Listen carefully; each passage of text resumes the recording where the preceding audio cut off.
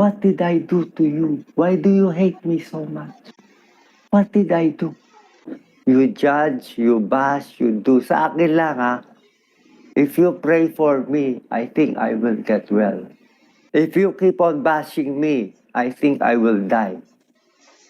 I think I got all this pain from negative thoughts, negative emotion, from all the hurt, from all the bashing I got from the 2022 vice presidential campaign. I got so many bashing.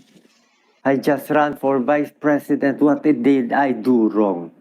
I did not do anything wrong. I love every one of you. I'm doing this for the Philippines. Di ba may kasabihan tayo? Ang mamatay ng dahil sa'yo, the old Doc Willie is gone. The duwag Doc Willie is gone. This is the new Doc Willie. This is the matapang Doc Willie Ong. Kaya pag sabihin nyo, duwag at pagtok si Doc Willie, yun yung luma ha. Iba na to. I asked my doctor, every night I dream, there is a black hand trying to attack me. You can say I am crazy, okay lang. I do not have fear anymore. I don't care if you bash or like me anymore. I will tell you the truth. Sana drama na lang to. Sana TV show na lang. My relatives do not want me to make this video. But I said, I owe it to the Filipino people to be honest to them. I owe it.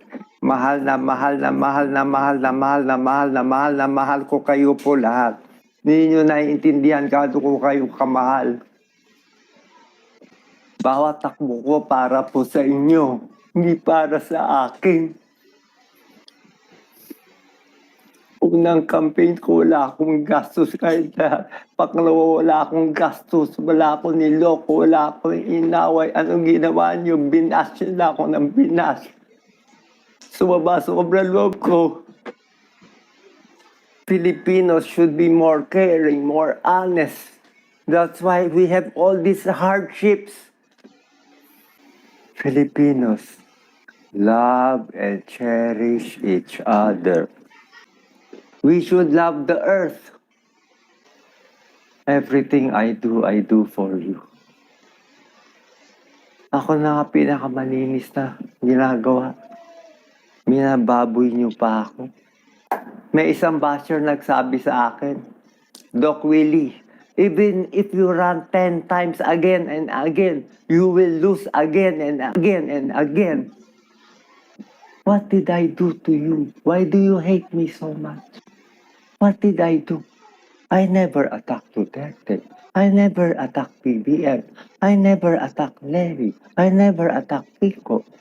I am nice to them. All my 60 years old, I serve Filipino people.